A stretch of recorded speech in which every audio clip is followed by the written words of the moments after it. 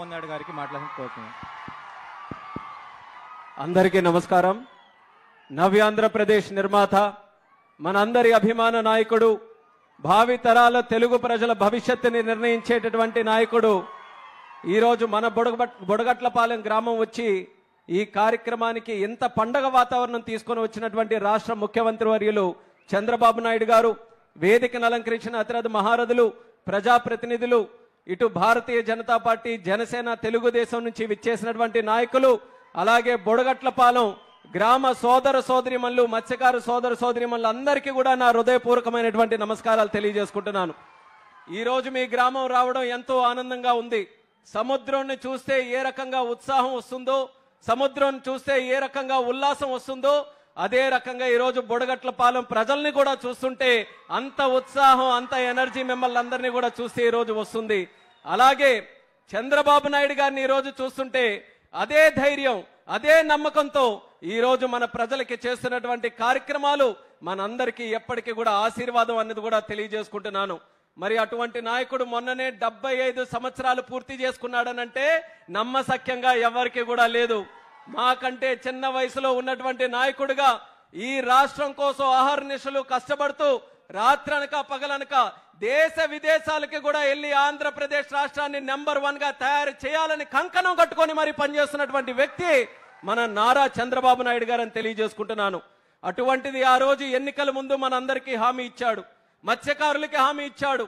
మీరు ఏదైతే మత్స్యకారులు ఉన్నారో 10,000 ఉన్నటువంటి మత్స్య వేట నిషేధ భృతి ఏదైతే ఉందో అది 20,000 చేస్తామని చెప్పి మాట మీద నిలబడి 130,000 మందికి 20,000 చొప్పున ఈ రోజు 280 కోట్ల వరకు రిలీజ్ చేస్తున్నటువంటి ప్రభుత్వం మన కూటమి ప్రభుత్వం అనేది కూడా తెలియజేస్తున్నాను.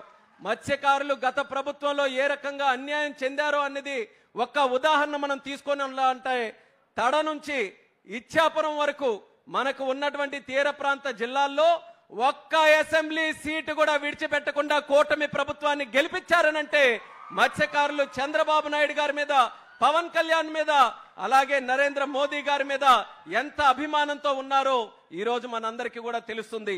ఆ నమ్మకాన్ని నిలబెట్టుకోవాలని ఈరోజు వేట నిషేధ భృతి పెంచారు. అలాగే జియో 217 ఏదైతే మత్స్యకారుల దగ్గర ఉన్నటువంటి చెరువులు లాక్కోవాలని గత ప్రభుత్వం ఒక పన్నాగం చేసిందో దాన్ని కూడా తిప్పికొడుతూ ఆ జీవోను కూడా రద్దు చేసి తిరిగి మత్స్యకారులకి వాళ్ళ హక్కులు ఇచ్చే ప్రయత్నం మన కూటమి ప్రభుత్వంలో చేసిందని తెలియజేస్తున్నాను.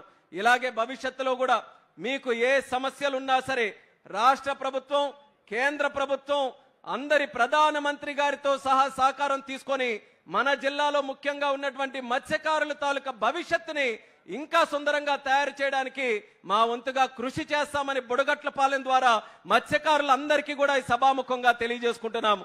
ఈ రోజు మత్స్యకారుల గురించి మాట్లాడాలనంటే ముందుగా మన జిల్లాలో గుర్తొచ్చే నాయకుడు స్వర్గీయ కింజరాపు ఎర్రన్నాయుడు గారని తెలియజేస్తున్నాను. అక్కడ ఇచ్చాపురం నుంచి ఇక్కడ ఎచ్చెర్ల వరకు ఎవరికి ఎప్పుడు ఏ ఆపద ఉన్నా, ఏ సమస్య ఉన్నా, ఏ బాధ ఉన్నా సరే వాళ్ళ భుజాల మీద చేయేసి నేనున్నాను సోదరా అని ధైర్యం చెప్పినటువంటి నాయకుడు కింజరాపు ఎర్రన్నాయుడు గారు. ఆయన వారసులుగా ఈరోజు రాజకీయాల్లోకి వచ్చి మా మీద కూడా అదే ప్రేమాభిమానం చూపిస్తున్నారు. ఎలా అంటే ఈరోజు చిన్న వయసులో, అతి చిన్న వయసులో కేంద్ర మంత్రిగా అవకాశం వచ్చిందనంటే అది ప్రజలు మీరు చూపిస్తున్నటువంటి ఆశీర్వాదం, అలాగే దేవుడిలాగా చంద్రబాబు నాయుడు గారు ఇచ్చినటువంటి ఆశీర్వాదం వల్ల ఈరోజు ఉత్తరాంధ్ర శ్రీకాకుళం జిల్లా నుంచి ఒక కేబినెట్ మినిస్టర్గా ఈరోజు కేంద్రంలో నాకు కూర్చోబెట్టారు. మత్స్యకార మినిస్టర్ మన శ్రీకాకుళం జిల్లాకి ఇచ్చారు. అలాగే పరిశ్రమలు తీసుకొని వచ్చే ఎంఎస్ఎంఈ మినిస్టర్ మనకి ఇన్ఛార్జిగా పెట్టారు. మంచి ప్రజాప్రతినిధులు ఎన్నుకునే అవకాశం ఈరోజు చంద్రబాబు నాయుడు గారు మన అందరికీ కూడా అవకాశం ఇచ్చారు. మా వంతుగా కష్టపడతాం. ఎందుకనంటే విని విని విని విని కూడా చెవుళ్ళు ఈరోజు నొప్పెడుతున్నాయి. శ్రీకాకుళం జిల్లా అంటే వెనకబడిందని మార్చాలి, తలరాతలు మారాలి, శ్రీకాకుళం సెట్ అవ్వాలంటే మన మైండ్ సెట్ మార్చాలన్నది ఇక్కడ ఉన్నటువంటి ప్రజలందరికీ కూడా నేను కోరుకుంటున్నాను. సముద్రం ఎంత సంపద, గంగమ్మ తల్లి తెలిసి ఎవ్వరికి కూడా మోసం చెయ్యదు. గంగమ్మ తల్లికి పెట్టడమే తెలుసు తప్ప ఏ ఒక్కరిని కూడా ఇబ్బంది పెట్టడం, చెడగొట్టడం, మోసం చేయడం తెలియదు. అటువంటి సంపద మన గంగమ్మ తల్లి, మన సముద్రం మన చుట్టూ ఉంది. చిన్న చిన్న దీవులున్నాయి ప్రపంచంలో, 4 అడుగులు ఉన్నటువంటి దీవులున్నాయి. సముద్రాన్ని చూసి అవన్నీ కూడా బ్రహ్మాండంగా డెవలప్ అయ్యాయి. మనం ఎందుకు డెవలప్ కాకూడదు అనేది ఇక్కడ ఉన్నటువంటి ప్రజలందరూ కూడా ఆలోచించాలి. మనం ఎక్కడెక్కడికో వెళ్తున్నాం, గుజరాత్ వెళ్ళి పనిచేస్తున్నాం, చెన్నై వెళ్ళి పనిచేస్తున్నాం, వెస్ట్ బెంగాల్ వెళ్ళిపోతున్నాం. కానీ ఇక్కడే మనం పోర్టులు ఏర్పాటు చేసుకోవాలి, హార్బర్లు ఏర్పాటు చేసుకోవాలి, జట్టీలు ఏర్పాటు చేసుకోవాలి, పర్యాటక రంగం తీసుకొని రావాలి, పరిశ్రమలు తీసుకొని రావాలి. ఇంకా అవసరమైతే ఏ కార్యక్రమాలైనా మనకెక్కడికి రావాలి తప్ప మనం గడప దాటి వేరే పరిస్థితికి రాకుండా ఈ ప్రభుత్వం అన్ని రకాలుగా చర్యలు తీసుకుంటుందని తెలియజేస్తున్నాను. మంచి మంచి ఆలోచనలు ఉన్నాయి. ఇప్పుడే అచ్చెన్నాయుడు గారు చెప్పారు, సుదీర్ఘమైనటువంటి తీర ప్రాంతం ఉంటే ఇన్నాళ్ళకి కూడా ఒక్క పోర్టు మనం కట్టుకోలేకపోయాం. కానీ ఈరోజు చంద్రబాబు నాయుడు గారి ఆశీస్సులతో మూలపేటలో అద్భుతమైనటువంటి పోర్టు ఒకటి పూర్తి చేయబోతున్నాం. పోర్టే కాదు, ఎయిర్పోర్ట్ కూడా మన శ్రీకాకుళం జిల్లాలో ఏర్పాటు చేయాలని ఆయన ఒక ఆలోచనతో మాకు దిశా నిర్దేశం చేశారు. భవిష్యత్తులో జిల్లాలో ఒక ఎయిర్పోర్ట్ కూడా నిర్మిస్తామని ఈ సభాముఖంగా మీ అందరికీ తెలియజేస్తున్నాం. మిగిలినటువంటిది ఇక్కడ హార్బర్ గాని, అలాగే మనకి కళింగపట్నం, పెద్దగనగల్లపేట, మన బారువా, మన మంచినీళ్ళపేట, భావనపాడు, అక్కడ కూడా హార్బర్లు జట్టీలు పెట్టాలని కేంద్ర ప్రభుత్వం తాలూకా సహకారం తీసుకొని కార్యక్రమాలు చేస్తున్నాం.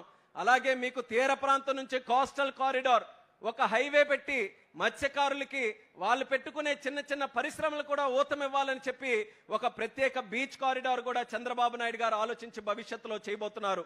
అలాగే ఇక్కడ ఉన్న ప్రజలకే చేయడం కాదు, ఎక్కడెక్కడ ఉన్న వాళ్ళందరూ కూడా ఈ తీర ప్రాంతం ఆహ్లాదకరమైనటువంటి ప్రాంతం చూడడానికి, టూరిజంను కూడా డెవలప్ చేయడానికి ఇక్కడ హోటల్స్ పెట్టడం, సర్వీస్ ఇండస్ట్రీ పెట్టడం, అది కూడా ఈరోజు చంద్రబాబు నాయుడు గారు ప్రోత్సహిస్తున్నారు. ఆయన చేస్తారు, నిధులు ఇస్తారు, కార్యక్రమాలు చేస్తారు, అవి ముందుకు నడిపించమని మా అందరికీ కూడా చెప్తారు. కానీ అవి సక్సెస్ఫుల్ గా విజయవంతం కావాలనంటే ఇక్కడ స్థానికంగా ఉన్నటువంటి ప్రజలు మీరందరూ కూడా సహకరిస్తేనే తప్ప ఏ ఒక్క కార్యక్రమం కూడా మనం చేయలేం. అందుకనే మళ్ళీ మీ ద్వారా జిల్లా ప్రజలందరికీ కూడా కోరుకుంటున్నాను, గత ఇన్ని అవకాశాలు ఉన్నటువంటి శ్రీకాకుళం జిల్లా ఏం తక్కువ మన జిల్లాకి? తీర ప్రాంతం ఉంది, గిరిజన కొండల ప్రాంతం ఉంది, గనులు ఉన్నాయి, అలాగే బ్రహ్మాండమైనటువంటి నదులు ఉన్నాయి. అన్నిటికంటే లాయల్ గా కష్టపడినటువంటి వ్యక్తులు ఎక్కడ ఉన్నారనంటే అది మన శ్రీకాకుళం జిల్లాలోనే ఉన్నారు. ఇన్ని వనరులు మనం పెట్టుకొని ఇంకెవరో దగ్గరికి వెళ్ళి పని కోసం చేయి చాపడం అనేది న్యాయంగా ఉందా అని మీకే నేను అడుగుతున్నాను. అన్యాయం అనిపిస్తే మీరు కూడా ప్రపంచం మొత్తం తిరిగి ఉన్నారు, ఎక్కడికొక్కడికో వెళ్ళి పనిచేస్తూ ఉన్నారు. గుజరాత్ లో ఉన్న పోర్టుల దగ్గర పనిచేశారు, మంచి మంచి అవకాశాలు అక్కడ చూశారు. ఆ అవకాశాలు ఇక్కడ ఎందుకు పెట్టకూడదు? మీరెందుకు పెట్టకూడదు? మీకు కావలసినటువంటి ఆర్థిక సాయం ఒక లోన్ రూపంలోనైనా, ల్యాండ్ రూపంలోనైనా అవన్నీ కూడా ఇవ్వడానికి ప్రభుత్వం తరపున మేము సిద్ధంగా ఉన్నాం. మీరు మంచి ఆలోచనలతో, ముఖ్యంగా యువకులు ఎవరైతే ఉన్నారో ఈ జిల్లా రూపురేఖలు మార్చడానికి మీరందరూ కూడా ముందుకు రండని మరొక్కసారి మీ అందరికీ కూడా పిలుపునిస్తున్నాను. శ్రీకాకుళం జిల్లా నుంచి వలసలు వెళ్ళడం కాదు, పని వెతుక్కొని వలసలు వచ్చే జిల్లాగా ఇక్కడికి తయారు చేయడానికి అందరం కూడా కంకణబద్దులై కృషి చేద్దాం. ఈ రోజు ఒక మంచి అవకాశం కేంద్ర మంత్రిగా నాకుంది, ప్రధానమంత్రి గారి ఆశీర్వాదం ఉంది, చంద్రబాబు నాయుడు గారి తాలూకు ఆశీర్వాదం ఉంది. మనం చేయాల్సింది ఆలోచించాలి. మంచి ఆలోచనలు వాళ్ళు ముందుకు పెడితే సహకారం మనకు వస్తుంది. మనం జిల్లాలో మంచి మంచి కార్యక్రమాలు చేయొచ్చు. పాజిటివ్ గా ఆలోచించమని ప్రతి ఒక్కరికి కూడా ఈ సందర్భంగా కోరుకుంటూ, మత్స్యకారుల గురించి ఒక చరిత్ర చెప్పాలనంటే, మత్స్యకారులకి తెలుగుదేశం పార్టీ ఆ రోజు మత్స్యకార గ్రామాల్లో వెలుగులు చూడాలనంటే లైట్ హౌస్ తప్ప ఎక్కడ కూడా ఒక బుడ్డి ఉండేది కాదు, లైట్ ఉండేది కాదు. అటువంటిది మత్స్యకార గ్రామాల్లో ఇంటింటిలో కూడా వెలుగులు నింపినటువంటిది తెలుగుదేశం పార్టీ ప్రభుత్వం. దానికి కూడా చరిత్ర తీస్తే మొట్టమొదట పునాది వేసింది స్వర్గీయ నందమూరి తారక రామారావు గారని కూడా తెలియజేస్తున్నాను. ఇసుక దెబ్బలుగా ఉన్నటువంటి మత్స్యకార గ్రామాల్లో వెలుగులు తీసుకొని వచ్చారు. అంచెలంచెలుగా మన తెలుగుదేశం పార్టీ కూటమి ప్రభుత్వం చేసినటువంటి కార్యక్రమాలతో ఆ వెలుగులు ఇంటి నుంచి మీ గుండెల వరకు కూడా తీసుకొని వచ్చాం. గతంలో ఆ వెలుగులన్నీ కూడా ఆపే ప్రయత్నం చేశారు. మళ్ళీ చంద్రబాబు నాయుడు గారు మత్స్యకారులందరినీ కూడా మళ్ళీ జీవం పోయాలి, మత్స్యకార గ్రామాలు మళ్ళీ వెలుగులోకి తీసుకొని రావాలని ఈరోజు బ్రహ్మాండంగా కార్యక్రమాలు చేస్తున్నారు. ఆయనకి భగవంతుడు మరి 10 కాలాల పాటు కూడా అటువంటి ఆయురారోగ్యాలతో మన అందరికీ కూడా మంచి సంకల్పంతో ముందుకు నడిపించేటటువంటి శక్తిని ఆయనకి ఇవ్వాలని, ఆయన ఆలోచన ప్రతి ఒక్కటి కూడా సక్సెస్ఫుల్ గా కావాలని ఆ భగవంతుడికి, గంగమ్మ తల్లికి కోరుకుంటూ బుడగట్లపాలెం ప్రజలు అందరికీ కూడా నా శుభాకాంక్షలు తెలియజేసుకుంటున్నాను. ఈ కార్యక్రమం మత్స్యకార గ్రామాలనంటే 1000 గ్రామాలు ఉన్నాయి. ఇచ్చాపురం నుంచి చూసుకుంటే ఈ ప్రోగ్రాం ఎక్కడైనా పెట్టొచ్చు, కానీ ఆయన గుండెల్లో ఒకే ఒక పేరు వచ్చింది, బుడగట్ల పాలెంలోనే పెడదాం, బుడగట్ల పాలెంకి వెళ్ళి అక్కడ నుంచే మత్స్యకారులందరికీ కూడా డబ్బులు పంచుదామని ఈ ప్రాంతాన్ని ఎంచుకొని మన దగ్గరికి రావడం మన అదృష్టం అనేది మీ అందరికీ కూడా తెలియజేసుకుంటూ, ఈ ప్రేమ అభిమానం ఎల్లప్పుడూ కూడా మీరు కొనసాగించాలి, మీరు మంచి ఆలోచనలతో ముందుకు నడవాలని మరొకసారి తెలియజేసుకుంటూ మీ అందరి దగ్గర సెలవు తీసుకుంటున్నాను. జై హింద్, జై జన్మభూమి. Thank you sir. ఇప్పుడు విలేజ్ సచివాలయం సెక్రటరీ రషీదా బేగం.